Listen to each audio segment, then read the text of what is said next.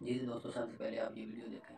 حالانکہ اس کی اصل حقیقت یہ ہے کہ رسول پاک صلی اللہ علیہ وسلم حکم نہیں دیا تھا کہ ابو بکر نماز پڑھا، یہ عائشہ نے اپنی طرف سے، حفصہ نے اپنی طرف سے دونوں نے اپنے والد کو بلایا تھا نماز کے لیے۔ جب رسول پاک صلی اللہ علیہ وسلم کو پتہ چلا کہ لوگوں نے یہ کام کیا ہے تو اس وقت بولا کہ تم میرے خلاف اس طرح منصوبے بناتے ہو قصد خلافت کے لیے، یہ اپنے والد کو بلا دیتی ہے کہ تم جا کے نماز پڑھو، تو تب بولا ہے ان کن صواحب العز۔ اس کی دلیل کیا ہے؟ اس کی دلیل یہ ہے کہ رسول پاک صلی اللہ علیہ وسلم کو جو ہی پتہ چلا کہ ابو بکر نماز پڑھا رہا ہے، سخت تکلیف کے باوجود وہ آگے انہوں نے ابو بکر کو ہٹایا ہے نماز۔ کتاب ہے بخاری حدیث نمبر 664۔ اراد ابو بکر یتاخر ساؤ علیہ النبی صلی اللہ علیہ وسلم مکہ۔ ابو بکر جو ہے جب دیکھا تو پیغمبر صلی اللہ علیہ وسلم آ رہے ہیں تو اس نے ارادہ کیا کہ وہ پھٹ جائے، تو رسول صلی اللہ علیہ وسلم نے کہا جب بھی جگہ پہ چلے جاؤ، چلے جاؤ اپنی جگہ ان مکانک، تیری جو جگہ ہے نا اب چلے نکل جا یلا۔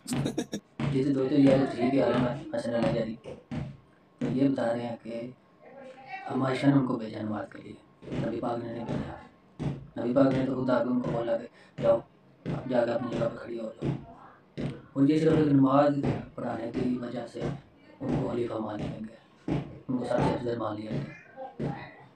تو ویڈیو کو لائک کریں، شیئر کریں، اپنی رائے کمنٹ میں ضرور دیں آپ کیا کہتے ہیں۔ ملتے ہیں اگلی ویڈیو میں، اللہ حافظ۔